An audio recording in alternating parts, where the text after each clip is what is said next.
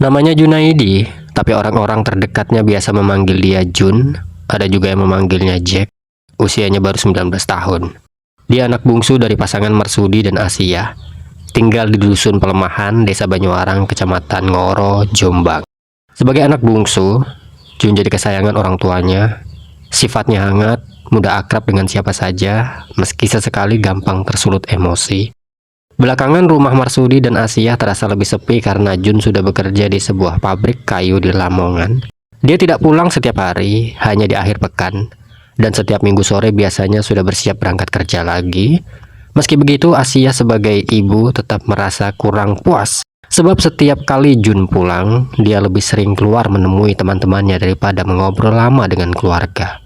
Tapi Asia memaklumi itu, namanya juga anak muda. Di desanya Jun punya teman dekat yang bernama Muhammad Sodikin, akrabnya disapa Dikin, usianya 23 tahun, tinggal di Dusun Ngentak, Desa Sukosari, Kecamatan Jogoroto, Jombang.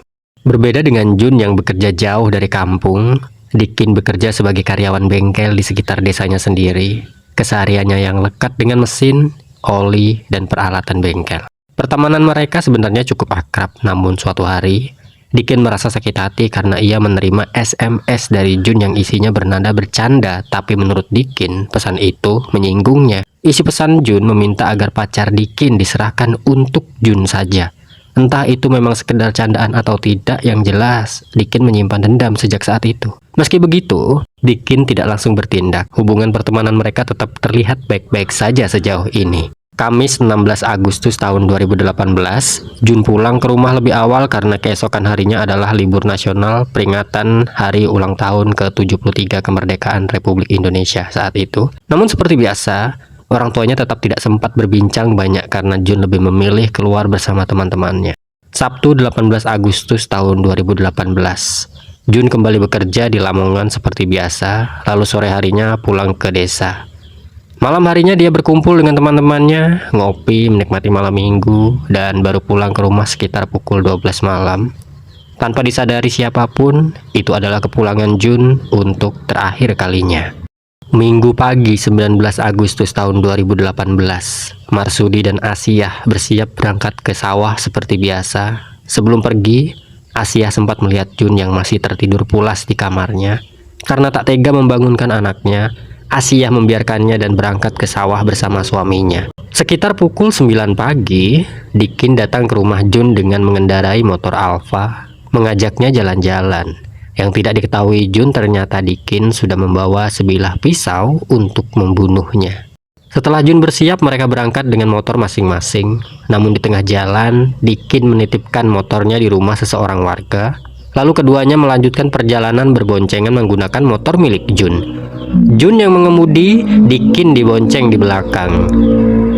Mereka menuju area makam keramat di Desa Sukosari, Kecamatan Jogoroto, yaitu makam Mbah Sentono yang lebih dikenal warga sebagai makam Mbah Belau. Di sekitar area makam itu terdapat lahan tebu. Di tengah lahan tebu itulah saat Jun lengah, Dikin menikamnya berkali-kali dengan pisau yang sudah disiapkan. Jun sempat melawan namun akhirnya tumbang dengan luka parah, terutama di bagian dada akibat kena 6 tikaman. Setelah memastikan Jun tak lagi melawan, Dikin kabur membawa motor, dompet, dan HP milik korban. Jun yang masih hidup berusaha meminta pertolongan, tapi area makam saat itu sepi. Dengan luka parah, dia berusaha keluar dari lahan tebu, namun akhirnya terbaring tak berdaya di bawah pohon besar di area makam. Kemudian, Jun meninggal dunia. Sementara itu, Dikin menjual motor Jun kepada seseorang warga di wilayah Mojo Agung, Jombang seharga 1.500.000 dan menjual HP milik Jun di pasar Mojo Agung seharga 500.000. Sekitar pukul 12 siang, seorang warga bernama Prakas kebetulan melintasi area makam Mbah Belau dan menemukan jasad seorang pria tanpa identitas, penuh luka, dengan sebilah pisau yang sudah bengkok tergeletak di dekatnya. Prakas segera meminta bantuan warga sekitar. Lokasi langsung dipadati warga. Polisi pun datang dan jasad dibawa ke rumah sakit untuk diperiksa sekaligus mencari tahu identitasnya karena tak ada warga yang mengenali korban. Identitas korban akhirnya terungkap setelah polisi melakukan pengecekan sidik jari menggunakan alat pemindai yang terhubung dengan data kependudukan. Hasilnya menunjukkan korban adalah Junaidi. Orang tuanya segera dikabari dan orang tua korban mendatangi rumah sakit di Jombang untuk memastikan kabar tersebut. Dan benar, korban adalah anak mereka. Kasus semakin terang setelah ada warga yang mengaku melihat Jun terakhir kali berboncengan bersama Dikin. Polisi pun segera memburu Dikin. Masih di hari yang sama, Minggu 19 Agustus tahun 2018 sekitar pukul 19.00, Muhammad Sodikin berhasil ditangkap. Dalam proses penangkapan, polisi terpaksa menembak kakinya karena melawan. Dari tangannya, polisi menyita barang bukti berupa uang tunai 1.500.000 hasil penjualan motor korban serta uang 500.000 hasil penjualan HP korban. Di hadapan polisi, Dikin mengaku tega melakukan pembunuhan itu karena dua alasan. Pertama, sakit hati atas pesan singkat dari Jun yang meminta agar pacar Dikin diserahkan untuknya. Kedua, Dikin membutuhkan uang untuk mengurus berkas pernikahannya yang rencananya digelar pada Selasa 21 Agustus tahun 2018. Karena dua hal itu, dia berniat menguasai harta benda korban demi mewujudkan pernikahannya. Namun rencana itu gagal karena dia tertangkap dengan barang bukti uang, hasil penjualan motor, dan HP korban yang masih utuh.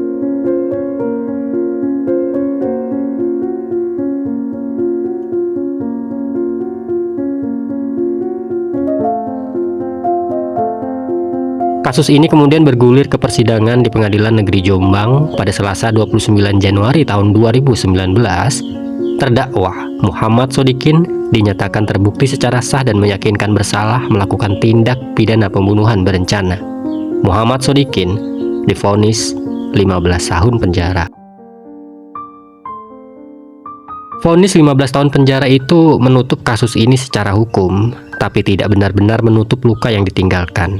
Marsudi dan Asiyah kehilangan anak bungsu mereka bukan karena kecelakaan atau sakit, tapi karena tangan orang yang selama ini mereka anggap sebagai teman baik anaknya sendiri. Yang membuat kasus ini terasa berat bukan hanya soal caranya, tapi soal siapa pelakunya. Dikin bukan orang asing bagi Jun. Mereka tumbuh di desa yang sama, sering menghabiskan waktu bersama, saling kenal keluarga masing-masing. Tapi satu pesan singkat yang mungkin awalnya hanya candaan, ditambah desakan kebutuhan uang untuk biaya pernikahan ternyata cukup untuk mengubah semua itu jadi rencana pembunuhan.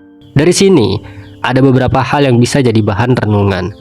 Pertama, soal bagaimana kita berkomunikasi dengan orang terdekat. Candaan yang terasa ringan bagi satu pihak, tapi bisa jadi luka yang dipendam serius oleh pihak lain, apalagi kalau tidak pernah dibicarakan secara terbuka. Dikin memilih memendam sakit hatinya selama berhari-hari, bahkan tetap bersikap seperti biasa, sampai akhirnya dendam itu berubah jadi rencana yang matang. Kedua, soal tekanan ekonomi yang bisa mendorong seseorang mengambil jalan pintas yang fatal. Kebutuhan biaya pernikahan yang mendesak, ditambah kesempatan yang terlihat terbuka, membuat Dikin memilih jalan paling merusak untuk menyelesaikan masalahnya. Kasus ini selesai di pengadilan, tapi semoga tidak selesai begitu saja di ingatan kita.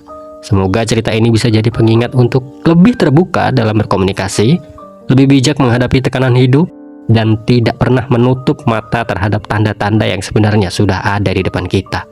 Ambil sisi positif dari cerita ini dan buang sisi negatif dari kisah ini. Akhir kata, saya Mas Kepo mengakhiri kisah ini. Wassalamualaikum warahmatullahi wabarakatuh.